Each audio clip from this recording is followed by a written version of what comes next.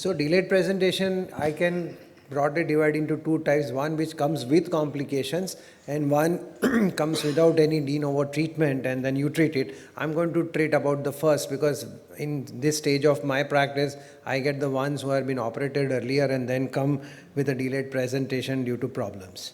7-year male, I think we'll just leave this alone because very similar case you have seen. Immediate post-op, 1 month follow-up, everything okay, and then presenting to me at 3 months with a big scar, flexion deformity, difficulty in sitting, walking, and this is the cause. We saw a similar case yesterday. I'm just trying to show that how difficult it could be. Manoj did it very well. I was not as lucky in this child. So this is how it went on. It was a pediatric DHS which was removed. Then we put a guide pin on the superior slot. I put a blade plate. The fibula was put in the neck and blade plate was put. When I brought the blade plate after osteotomy, it just gave way. Now I want your help. What should I do? Should I use DHS? Should I use a locking plate? Should I use a longer plate? Or should I phone a friend? Just come over. Please vote. Just to break the monotony. Please vote.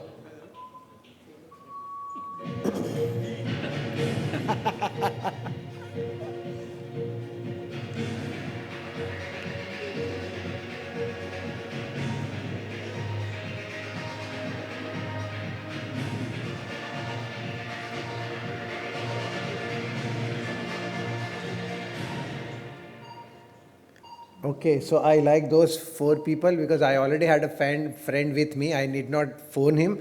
And he had additional implant. We had a longer blade plate. We supplemented, we removed the old one, crossed the physis, put it all the way subchondral. This is post-operative. Just look at the rightmost picture. It was supplemented by hip spica. It may be an older kid, but you supplement by hip spica, 2-month follow-up, 1 year follow-up, posture improved, and this is the normalization of the gait.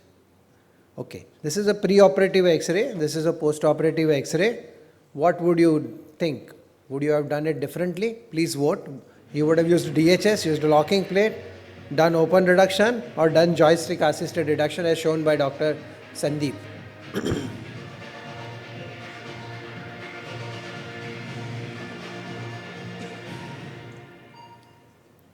Okay. So majority says you would have used locking plate. I never used a locking plate in pediatric neck femur. Okay, the problem here was not fixation. This is a 2-month follow-up. This is a 3-month follow-up. What happened was that he immediately after 15 days started having discharge. It was treated with oral antibiotic dressings, oral antibiotic dressings, and surgeon never realized that the infection went all the way into joint and there was a septic arthritis. So this is how he came to me, and there was a pouring pus and there was no movement at the hip joint. You see, everything is happening at the spine, and this was the presenting X-ray. This is one of the worst complications you can have in fracture neck femur. The head was removed. It turned out to be MRSA. This is the yesterday's condition. He still has minimal discharge after removing the head, and he is walking better. He is improving, but he still grew MRSA on yesterday's culture.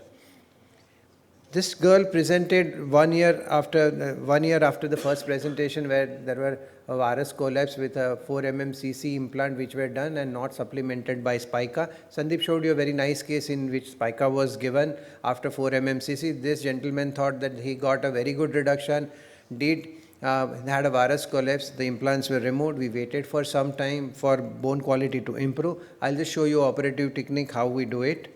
Here, I just don't want to waste your time. Surgical technique is I use a prong plate which is available, very easy, low profile implant, and economical also. You put up the guide pin, conform pin into both the ways. It's not easy to get frog leg lateral in coxa vara. You will require gross flexion. You create a channel first with osteotome, then first with KVAS, then osteotome, then there's a 4-blade plate introducer. You use that. That is how you conform in AP and lateral. This is followed by placement of plate, then osteotomy. You bring over the plate to the bone, And this is how you should go ideally through the trochanter, or you can ablate the trochanter while doing this. This is the APN lateral view. That's the 12-month follow-up picture, and this is a 3-year follow-up picture of the same girl, and this is how she is walking. So delayed presentation is usually complications once you are little senior enough in practice. And fortunately, in my state where I come from, delayed presentation, no treatment for fractured neck femur I have not seen for a long time. I think Taral will show in his presentation. Thank you very much for your attention. Okay, just the last case, sorry I forgot. This is ROI done. Pain, he developed significant pain, and he developed subluxation of the hip joint. When I did an MRI, we found out that he was being treated for Cobb's hip in a post-operative patient, fractured neck femur. He developed hinged abduction, there was an avascular necrosis, and for this, recently I read a paper about arthrodiastasis. So we opened the capsule, took a biopsy, did a capsular release because I wanted to bring the hip down, used Rilizaro, normalized the Shenton line. This is how I had 2 patients simultaneously, so got the picture of both the patients. This is 6 months follow-up of removal of implant. Yes, Maulin, what do you think is the prognosis of this hip? Anything better or worse? What is the current range of motion? Current range of movement is significant stiffness. It's about 40-50 degree flexion and about 20 degree abduction. And so I think there's poor prognosis for this hip. Yeah. So life throws you significant surprises. This is an 8-year follow-up. This is his function, and this is how he walks. So it is just the patience, your follow-up. Every follow-up is not a disaster. There are few pleasant follow-ups. So please follow up your children. Thank you very much.